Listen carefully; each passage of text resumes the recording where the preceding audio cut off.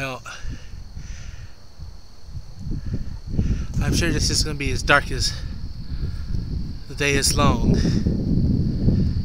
but there's cell blowing up over to my northeast right there, heading toward Bonita, Miami, you know, maybe more there. It looks like it's moving at a east-northeasterly direction, but the way my camera's facing is pretty much northeast.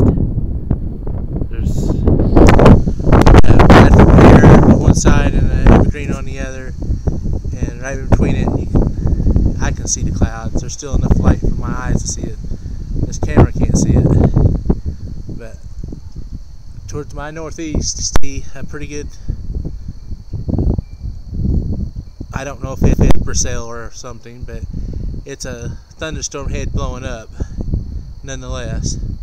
Now, I thought I'd just seen some light up top, but there you go. A little longer than I wanted to go, but there you go.